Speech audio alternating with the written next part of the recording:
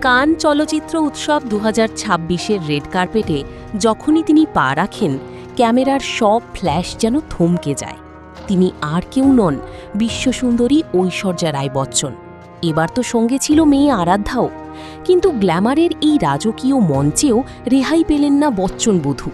নেটপাড়ার একাংশ মেতে উঠল তার বয়স আর ওজন নিয়ে নোংরা ট্রোলিংয়ে। কেউ বললেন ওজন বড্ড বেশি, তো কেউ করলেন এজ শেমিং।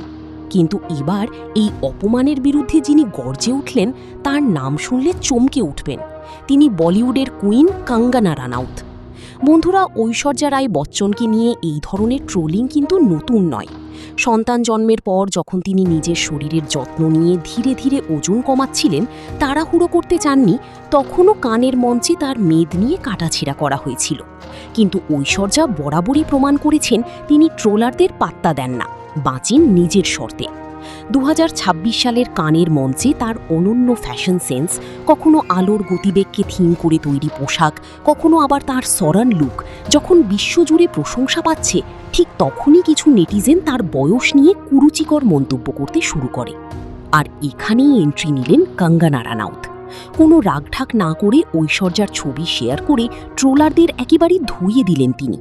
কঙ্গনা সাফ লিখেছেন, ফ্যাশন আর স্টাইল হলো নিজেকে প্রকাশ করার একটা মাধ্যম। একজন মানুষের ব্যক্তিত্বকে প্রস্ফুটিত করে ফ্যাশন। কোনো মহিলাই কারো অধীনে নন। এখানেই শেষ নয়, ট্রোলারদের আয়না দেখিয়ে কঙ্গনা আরও লিখেন, ঐশ্বর্যাকে দুর্দান্ত লাগছে। যারা ওকে অন্যভাবে দেখতে চেয়েছিলেন, সেটা নিজেদের ওপর প্রয়োগ করুন না কেন। উনি তো কানের লাল গালিচায় আপনাদের খুশি করতে যাননি, উনি চির উজ্জ্বল। আর আপনি যদি একটু বেশি বয়সের কোনো মহিলাকে কানের লাল গালিচায় দেখতে অভ্যস্ত না হয়ে থাকেন, তাহলে এবার দয়া করে অভ্যস্ত হয়ে যান। কঙ্গনার এই কড়া চর যেন ট্রোলারদের মুখ একেবারে বন্ধ করে দিয়েছে। যেখানে নারীদের অসম্মান করা হয়, সেখানেই কঙ্গনা রানাউত পাশে দাঁড়ান। আর এবারও তার ব্যতিক্রম হলো না। ঐশ্বর্যার এই রাজকীয় রূপ আর কঙ্গনার এই জুৎসুই জবাব, টলিউড থেকে বলিউড সর্বত্র এখন এটাই সবথেকে বড় গসিপ। তো বন্ধুরা, কঙ্গনা রানাউতের এই মন্তব্যের সাথে আপনি কতখানি একমত? আর কানের মঞ্চে ঐশ্বর্যাকে আপনাদের কেমন লাগলো? কমেন্ট বক্সে ঝড় তুলুন।